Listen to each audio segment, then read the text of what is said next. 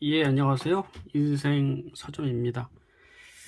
이토록 공부가 재미있어지는 순간, 한번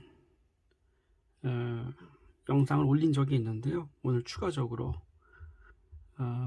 너무나 나누고 싶은 내용이 있어서 이렇게 다시 영상을 찍게 됐습니다. 저자는 박성혁, 출판사는 다산북스입니다. 2020년 7월 27일. 너무나 좋은 내용의 책이죠. 자, 오늘 함께 나눌 내용은 온전한 마음으로 공부하는 법, 저자의 몰입하는 방법에 대한 내용입니다. 자, 시험을 앞두고 있는 수험생이나 또 중요한 시험을 준비하고 있는 모든 분들에게 적지 않은 도움이 될 거라 생각이 됩니다. 자, 읽어드릴게요.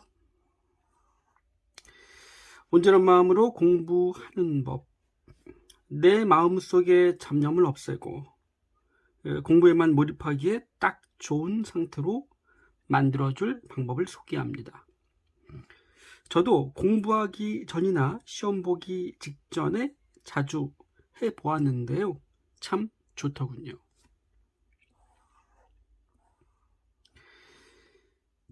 책상 앞에 앉아 있는데 느닷없이 어제 본 텔레비전 프로그램이 생각나거나 낮에 친구에게 들은 이야기로 웃음이 터져나오는 것처럼 쓸데없는 잡념이 집중을 방해하는 순간마다 하나씩 따라해보세요.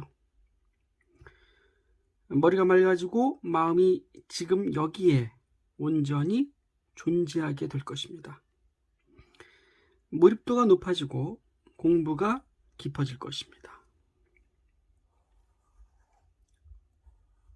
자, 첫 번째입니다. 내 호흡을 알아차린다. 제가 본격적으로 공부를 막 하기 시작했을 때 쓰던 방법입니다. 공부를 하려고 앉아도 마음속에 가득 자리 잡은 잡념 탓에 내가 지금 숨을 쉬고 있는지 아닌지조차도 알아차리지 못하겠더라고요. 그럴 때 호흡을 알아차리는 데 집중하다 보면 안개 같은 잡념도 사라지더군요.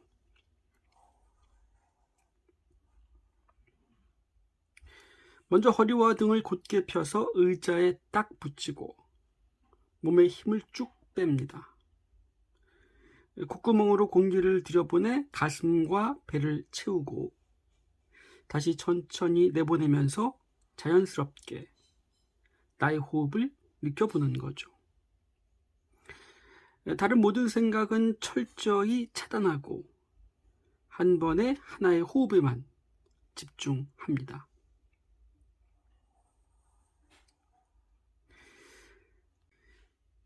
속으로 조용히 들숨에서는 들이마시고 날숨에서는 뇌쉬고 라고 말하면 훨씬 도움이 됐어요. 그렇다고 억지로 호흡하지는 않았습니다. 자연스러운 있는 그대로의 호흡을 느끼며 따라갈 뿐이었죠.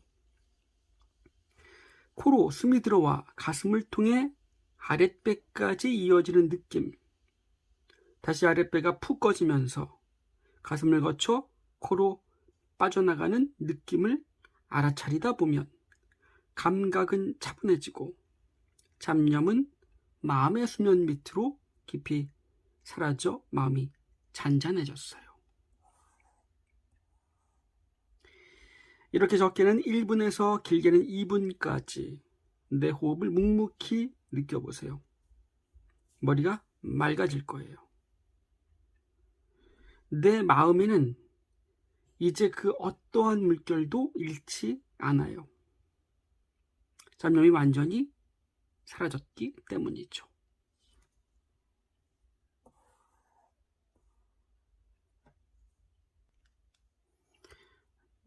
두 번째 방법입니다. 스트레스에서 한 발짝 떨어져 터뜨린다. 스트레스로 마음이 헝클어져 뒤죽박죽 됐을 때 해보시면 좋습니다. 스트레스로 인해 부글부글 끓고 있는 내 마음에다 대고 외치는 겁니다. 타임아웃. 농구나 배구에서 경기 도중 게임을 잠시 멈추고 작전 타임을 갖는 것처럼 말이에요. 안 그래도 활활 불타오른 마음에 나까지 불을 보태는 건 어리석은 짓이에요.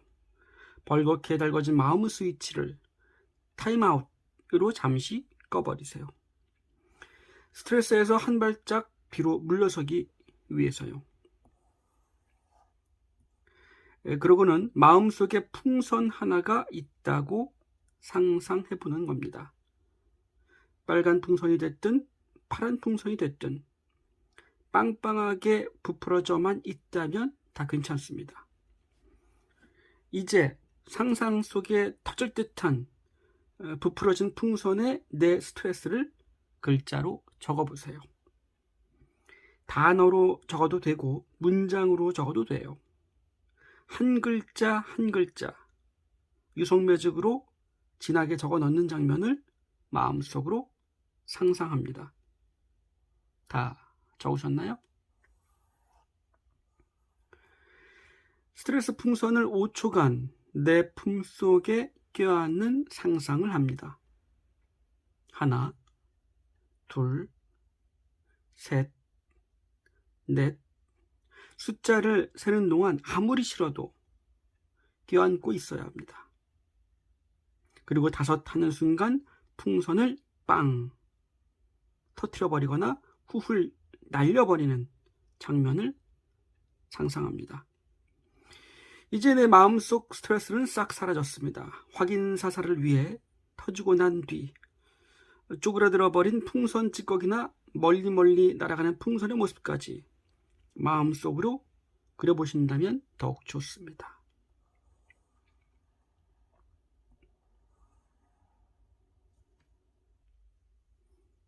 네, 3번째 방법 읽어드릴게요. 머릿속을 흐르는 물에 씻는다고 상상한다. 눈을 감고 숨 쉴 때마다 맑은 공기가 듬뿍 느껴지는 숲속 풀밭에 내가 호젓이 누워있다고 상상해보세요. 바람은 살랑살랑 기분 좋게 불어오고 하늘은 구름 한 점 없이 새파랗습니다.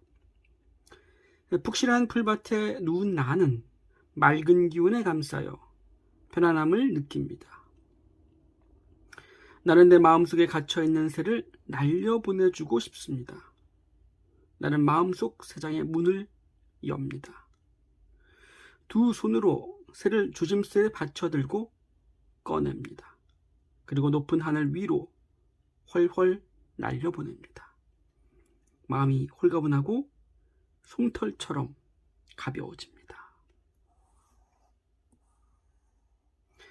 풀밭 옆으로는 졸졸졸 개울물이 흐릅니다. 바닥이 투명하게 다 비쳐 보일 정도로 무척 맑은 물입니다. 나는 내 머릿속에서 뇌를 꺼낸다고 상상합니다. 잡념의 찌꺼기와 감정의 먼지가 지저분하게 들러붙은 뇌입니다. 나는 뇌를 꺼내들고 개울가로 가져갑니다. 그리고는 흐르는 물에 뇌를 헹굽니다. 맑아질 때까지, 깨끗해질 때까지 닦고 또 닦습니다. 물속에 담근 뇌를 살살 흔들어가며 뽀드득 뽀드득 정성 들여 씻습니다.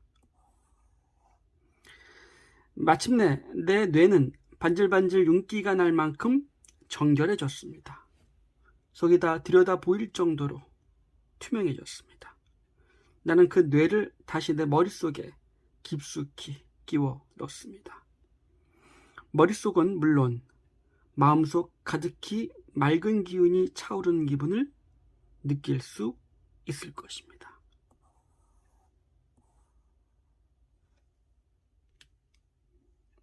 자, 4번째 방법이네요. 배 위에 지구를 올려놓았다고 상상한다. 1982년 학력고사 전국수석자 원희룡 제주도지사가 나는 서브3를 꿈꾼다 에 밝혀놓은 비밀입니다. 아무런 준비물 없이 해볼 수 있는 연상법입니다만 더 생생한 경험을 원한다면 작은 돌멩이 하나만 준비하세요.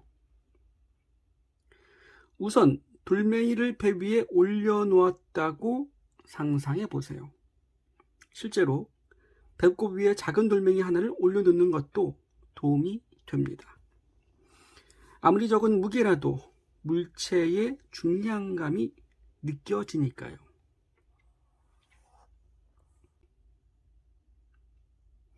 눈을 감고 열려있는 모든 감각을 돌멩이에게로 집중시킵니다. 그리고 상상합니다. 숨을 쉴 때마다 돌멩이가 점점 커질 거라고요. 처음엔 공깃돌만한 돌멩이가 탁구공 크기가 되고 조금씩 커지더니 야구공만해집니다. 그리고 배구공이 되었다가 점차 커져 나중에는 커다란 에드벌룬만 해질 것입니다. 내 몸은 이제 심한 압력을 받아 숨 쉬는 것조차 힘들어지고 전혀 움직일 수 없습니다. 물론 아직도 돌멩이는 계속 커지고 있는 중입니다. 마음의 눈으로 보세요. 어느덧 내 배 위에 있는 감당할 수 없을 만큼 커다란 지구가 올라와 있을 것입니다. 그럼 이제 배 위에서 지구를 내려놓고 한동안 감았던 눈을 떠봅니다. 다시 하던 공부에 몰입해 보세요. 이전보다 훨씬 더 집중이 잘 될 것입니다. 한 곳으로 쏠려 있던 마음의 눈이 다시 살아있는 세상을 향해 활짝 열릴 것입니다. 네 가지 방법이 몸에 완전히 익힐 때까지 연습해 보면 좋겠습니다. 책상 앞에 앉을 때마다 잠깐씩 명상하는 습관 들이기를 제안합니다. 잡념 없는 온전한 마음으로 공부할 수 있도록, 놀라운 몰입에 매 순간 경험할 수 있도록 말입니다. 몰입은 어쩌다 한 번씩 찾아드는 행운이 아닙니다. 내가 정성을 얼마나 들였느냐에 따라 나타나는 결과입니다. 내가 진정으로 몰입하고자 한다면 나는 언제든지 몰입할 수 있습니다.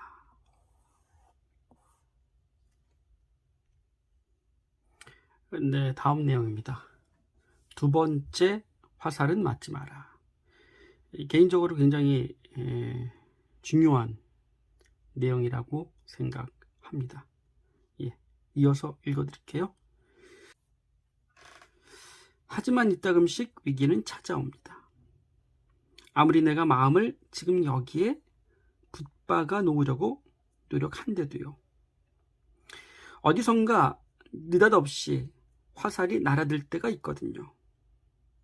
죽어라고 공부했지만 성적표는 꿈쩍도 안 할 때, 친구의 사소한 시비가 다툼으로 번졌을 때, 애지중지하던 물건을 잃어버렸을 때, 귀에 거슬리는 말을 들어 떨쳐지지가 않을 때, 시험이 코앞인데 몸이 열로 펄펄 끓을 때처럼 말이에요.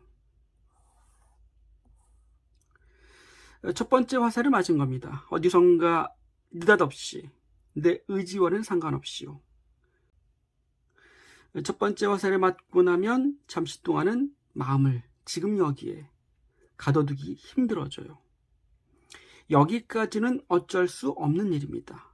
살면서 첫 번째 화살에 맞지 않는 사람은 아무도 없으니까요.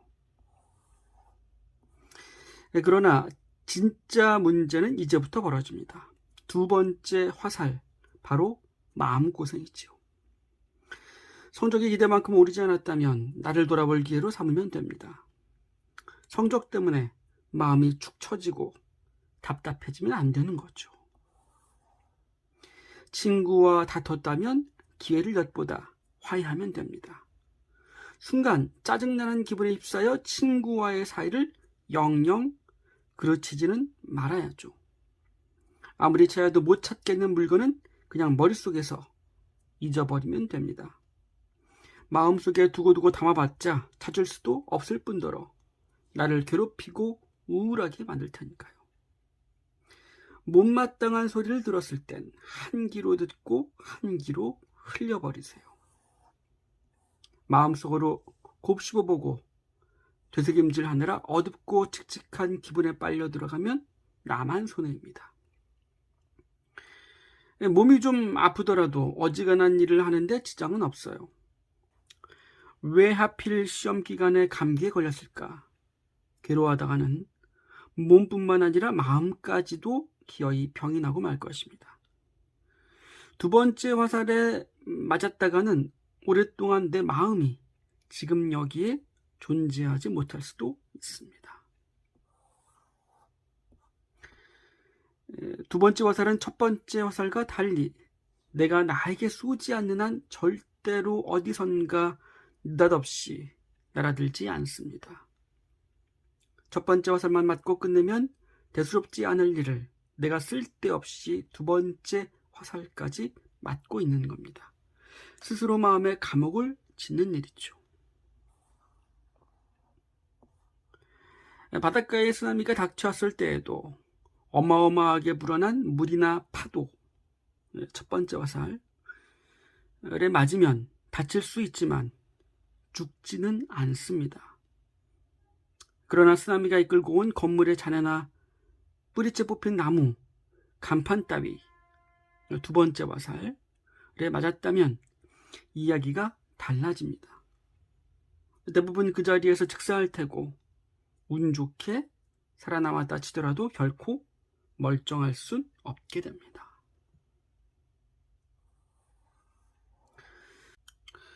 첫 번째 화살이 날아오면 맞으세요. 피한다고 해서 피해지지도 않는 게 첫 번째 화살인걸요. 그렇지만 두 번째 화살만큼은 절대로 맞지 마세요. 내가 쏘지만 않으면 두 번째 화살이란 있을 수가 없으니까요. 두 번째 화살은 내 공부할 마음을 부스러뜨리고 허물어뜨립니다. 내리꽂히는 순간 잡념으로 톡톡히 작용하거든요. 지금 여기에 내 마음이 존재할 수 없게 망가뜨려요. 공부하려는 사람은 절대로 자기 자신에게 두 번째 화살을 쏘지 않습니다.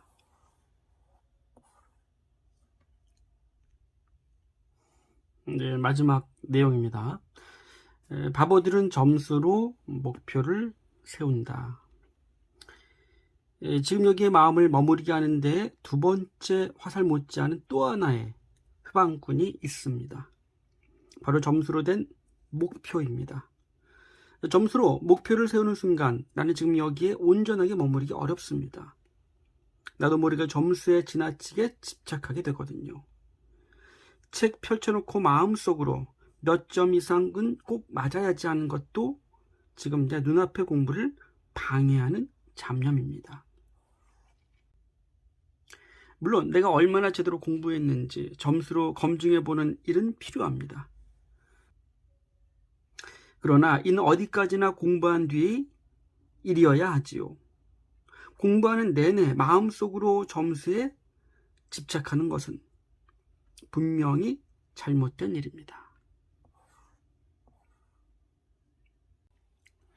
수학 문제 하나를 풀더라도 과학 개념 하나를 이해하더라도 그 일에만 내 마음을 100% 쏟아야 하잖아요. 그러나 내 마음을 온전히 쏟기는커녕 다가올 시험의 점수에만 집착해 바라는 점수가 안 나오면 어떡하지? 혹시라도 점수가 떨어지면 큰일 나는데 하면서 전전긍긍하고 있다면 당장 해야 할 공부에 반드시 악영향을 끼치죠. 결국 그토록 집착하던 점수도 오히려 떨어지게 만들어요. 게다가 시험 문제는 받아보기 전까지 아무도 모릅니다. 출제자가 어떻게 내느냐에 달려 있으니까요. 그러다 보니 시험마다 난이도, 제각각의 평균 점수도 들쭉날쭉합니다. 문제가 어렵게 나왔을 때 맞는 80점이 문제가 쉽게 나왔을 때 맞은 100점보다 좋은 점수일 수 있다는 것이죠. 이렇듯 점수는 목표로 삼기에 애매모호한 부분이 많습니다. 그렇다고 등수나 등급으로 목표를 잡는 건 더더욱 목표답지 않아요. 등수나 등급은 내가 어떻게 하느냐 뿐만 아니라 경쟁자들이 어떻게 하느냐에 따라 더 많이 좌우되는 결과니까요. 그래서 등수나 등급에 집착하면 집착할수록 의욕이 솟아오르기보다는 끊임없이 잡념에 시달릴 확률이 훨씬 더 높습니다. 내 목표에 내가 어찌할 수 없는 부분까지도 포함되니까요. 결국 내 마음을 지금 여기에 뿌리내리지 못하게 하고 등수나 등급 역시 오히려 떨어져 버리고 말아요. 내 마음을 지금 여기에 온전히 머무르게 해주고 잡념 없이 지금 내 공부에만 몰입하게 해주어야 올바른 목표입니다. 내가 바꿀 수 없는 부분에 집착하기보다는 내가 바꿀 수 있는 부분에 열중할 수 있는 목표라야 좋은 목표예요. 스케줄러에 내가 적어놓은 나 자신과의 약속, 공부하기로 한 분량이 좋은 목표라는 겁니다. 때론 길게, 때론 짧게 쪼개어 놓은 내 공부 분량을 완수하겠다는 마음가짐에는 잡념이 끼어들 여지가 없거든요. 오로지 지금 이 순간에 해야 할 공부만을 바라보게 됐죠. 말 그대로 내가 바꿀 수 있는 부분에만 열중하도록 돕습니다. 내 마음이 지금 여기에 차분하게 가라앉도록 만들어줍니다. 몰입 상태에 흠뻑 취해 공부할 때에는 옆에서 누가 불러도 아무 소리도 들리지 않습니다. 복잡한 마음으로는 며칠간 머리를 싸매도 해결되지 않던 문제가 단 5분 만에 술술 풀려버립니다. 10시간 넘게 공부해도 전혀 지치거나 힘들지 않습니다. 오히려 공부할수록 에너지가 솟아나죠. 공부하기 힘들다는 말은 사실 공부가 잘 안 돼서 힘들다는 말입니다. 공부가 잘 될 때면 힘들지 않은 법이거든요. 공부 때문에 힘들고 싶지 않다면 내 마음을 철저하게 지금 여기에 머무르게 하세요. 내가 몰입하는 한 공부는 결코 힘들지 않습니다. 내 마음이 순간순간 지금 여기에 집중할 수 있다면 몰입의 순간은 저절로 찾아옵니다. 흐트러진 마음을 내가 알아챌 수만 있다면 공부할 마음은 절대로 무너지지 않습니다. 그리고 그때 비로소 공부의 재미를 깨닫게 됩니다. 나는 믿습니다. 당신은 틀림없이 지금 여기에 온전히 존재하는 사람이 될 것입니다. 예.